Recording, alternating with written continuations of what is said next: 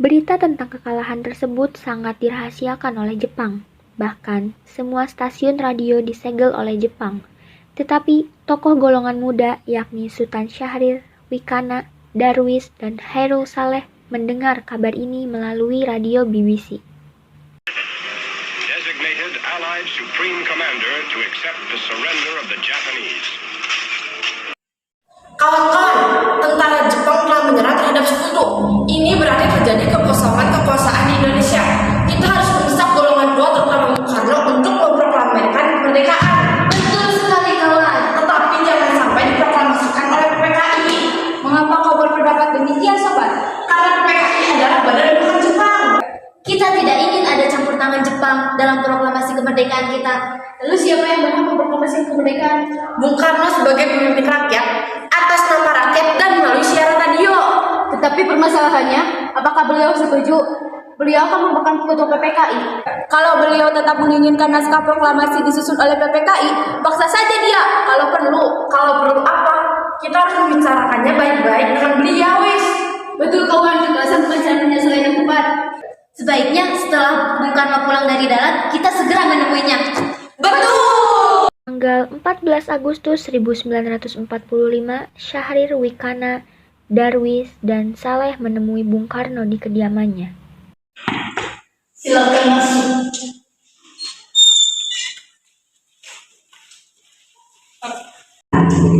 Silakan.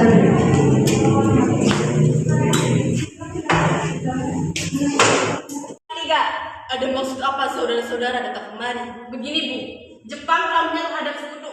Kami meminta Bung Karno untuk segera memproklamasikan kemerdekaan.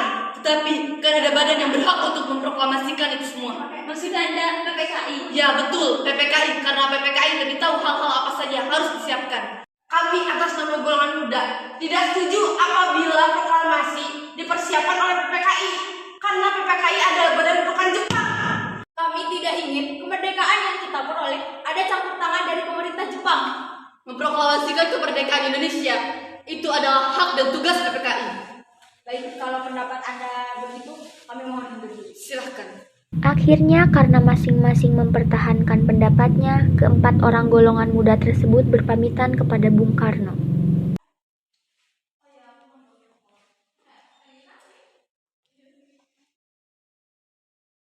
Pada tanggal 15 Agustus 1945 pukul 8 malam, golongan muda revolusioner mengadakan rapat di gedung-gedung lembaga bakteriologi di Pegangsaan Timur.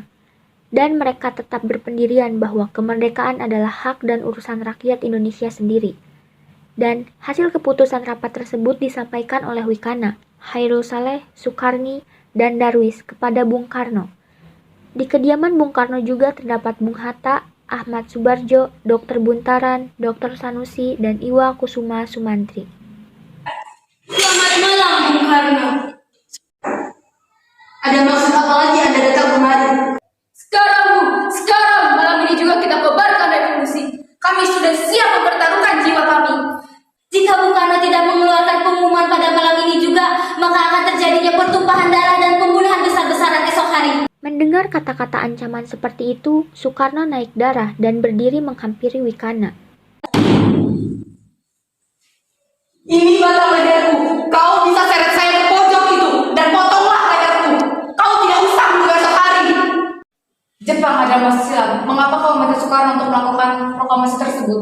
Apakah kita harus menunggu hingga kemerdekaan itu diberikan kepada kita sebagai hadiah? Mengapa bukan rakyat itu sendiri yang memproklamasikan kemerdekaannya? Lalu mengapa bukan kita yang menyatakan proklamasi kemerdekaan sebagai suatu bangsa? Kami bertiga telah membicarakannya baik-baik dengan Jepang. Saya takut Jepang hanya melakukan tipu muslihat sehingga jika kita salah bertindak akan ada pertumpahan darah. Kekuatan segelintir ini tidak cukup untuk melawan kekuatan bersenjata dan total tentara Jepang. Apa yang kau bisa perlihatkan kepada saya? Mana bukti kekuatan yang sudah diperhitungkan itu? Apa tindakan kalian semua untuk menyelamatkan perempuan dan anak-anak? Bagaimana cara kalian untuk mempertahankan kemerdekaan Indonesia setelah diproklamasikan? Coba bayangkan bagaimana kita bisa tegak di atas kekuatan sendiri.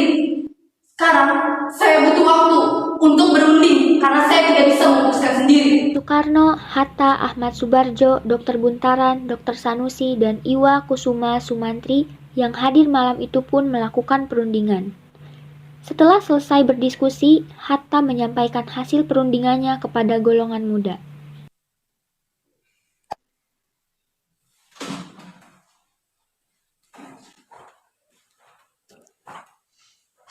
Usul dari golongan muda tetap kami tidak bisa terima. Karena adanya berkurang dan takut memakan banyak korban jiwa dan harta. Baik, kalau Anda masih mempertahankan pendapat Anda, kami mohon undur diri. Para pemuda kemudian bergegas meninggalkan kediaman Bung Karno dengan wajah penuh ketidakpuasan.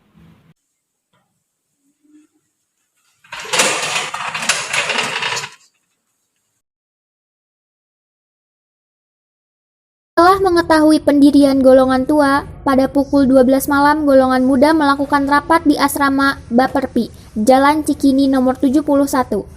Dalam rapat itu diputuskan untuk mengungsikan Soekarno dan Hatta ke Rengas Dengklok. Tujuannya adalah agar Insinyur Soekarno dan Dr. Andes Muhammad Hatta tidak terpengaruh oleh Jepang. Di sini, mereka kembali meyakinkan Soekarno bahwa Jepang telah menyerah dan proklamasi kemerdekaan segera dibacakan tanpa pengaruh Jepang. Pada pukul 4 pagi, tanggal 16 Agustus 1945, dibawalah mereka ke Rengas Dengklok. Khairul Saleh Sondako Singgi yang merupakan tentara peta melakukan aksi tersebut.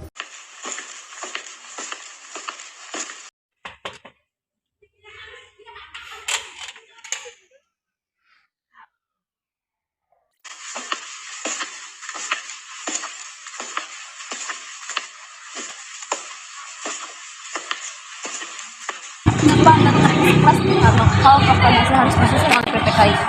Bukannya saya tidak setuju proklamasi dibuat oleh kita sendiri. Kita harus lihat situasi terlebih dahulu agar rakyat tidak menjadi korban. Tetapi kami golongan muda dan tentara peta akan terus di belakang Anda jika harus menjadi hal-hal yang tidak diinginkan. Baiklah, jika itu keinginan kalian semua, maka saya akan merumuskan proklamasi itu setelah kembali ke Jakarta.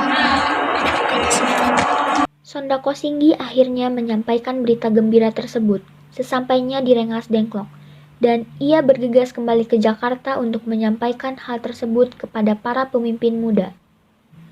Revolusi berada di tangan kami sekarang, dan kami memerintahkan Bung, kalau Bung tidak segera melakukan revolusi malam ini, Lalu apa? Yang paling penting dalam peperangan dan revolusi adalah saatnya yang tepat.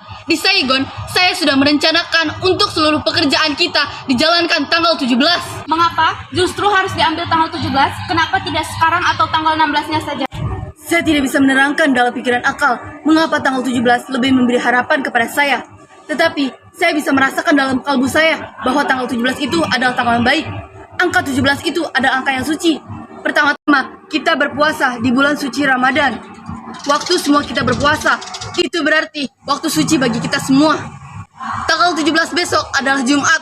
Jumat itu legi, Jumat berbahagia, Jumat suci. Al-Quran diturunkan tanggal 17. Orang Islam bersembahyang 17 rakaat. Maka dari itu, kesucian tanggal 17 bukan semata-mata dibuat oleh saya. Sementara itu di Jakarta, Ahmad Subarjo dari golongan tua dengan Wikana dari golongan muda membicarakan kemerdekaan yang harus dilaksanakan di Jakarta. Laksamada Takashi Maeda bersedia untuk menjamin keselamatan mereka selama berada di rumahnya.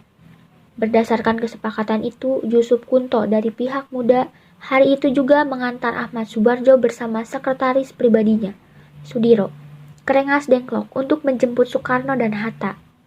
Rombongan penjemput tiba di Rengas Dengklok sekitar pukul 5 sore. Ahmad Subarjo memberikan jaminan bahwa proklamasi kemerdekaan akan diumumkan pada tanggal 17 Agustus 1945, selambat-lambatnya pukul 12 siang. Dengan jaminan itu, Komandan Kompi Peta setempat, Sudanko Subeno, bersedia melepaskan Soekarno dan Hatta kembali ke Jakarta.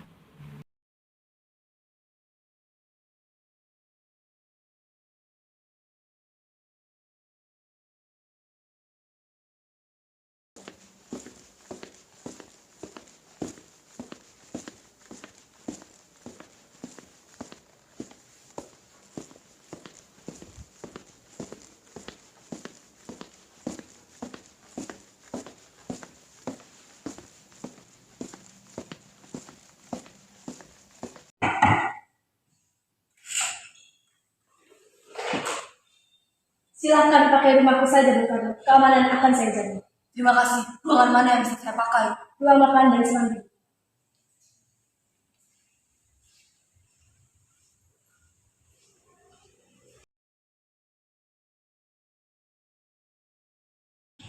Keadaan yang mendesak ini telah membuat kita untuk mempercepat proklamasi kemerdekaan. Rancangan yang telah siap untuk dibacakan kepada saudara-saudara. Dan saya harap saudara-saudara dapat menyetujuinya, sehingga dapat berjalan terus dan menyelesaikan tugas ini sebelum fajar menyingsing. Kepada hadirin yang hadir di dalam rapat ini, agar dapat menandatanganinya secara bersama. Saya kurang setuju karena teks proklamasi harus ditandatangani oleh Soekarno dan Hatta atas nama bangsa Indonesia. Bagaimana para hadirin? Setuju.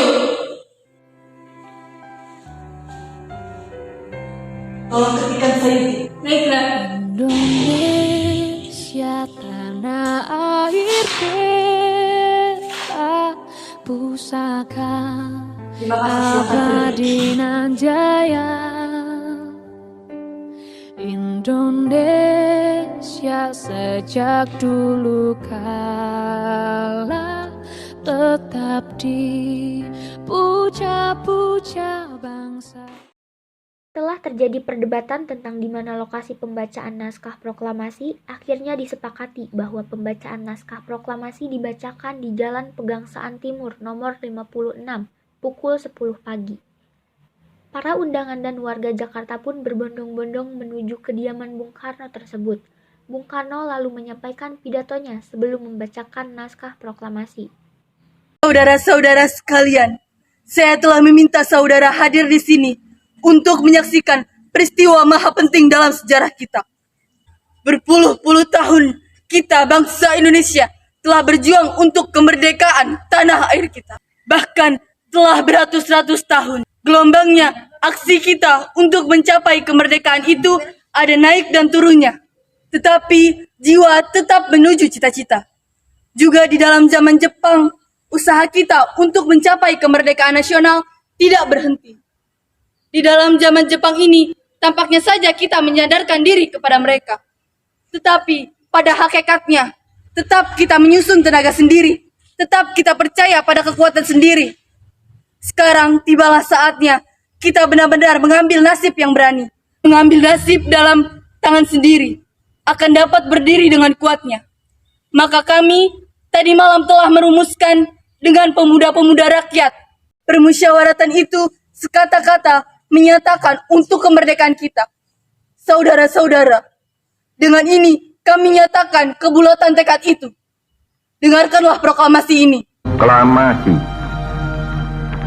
Kami, bangsa Indonesia, dengan ini menyatakan kemerdekaan Indonesia. Hal-hal yang mengenai pemindahan kekuasaan dan lain-lain diselenggarakan dengan cara saksama dan dalam tempo yang sesingkat-singkatnya. Jakarta, 17 Agustus 1945, atas nama bangsa Indonesia, Soekarno, Hatta. Demikianlah saudara-saudara kita. Sekarang telah merdeka. Tidak ada satu kata lagi yang mengikat tanah air Indonesia. Kita bangsa kita. Mulai saat ini kita menyusun negara kita. Negara merdeka. Negara Republik Indonesia merdeka. Kekal dan abadi. Insya Allah Tuhan memberkati kemerdekaan itu. Merdeka! Merdeka! Tempat berlindung di hari tua, sampai akhir menutup mata. Indonesia ibu pertiwi, kau ku puja, kau ku kasihi. Tenagaku bahkan pun jiwaku kepadamu rela ku beri. kepadamu rela ku beri.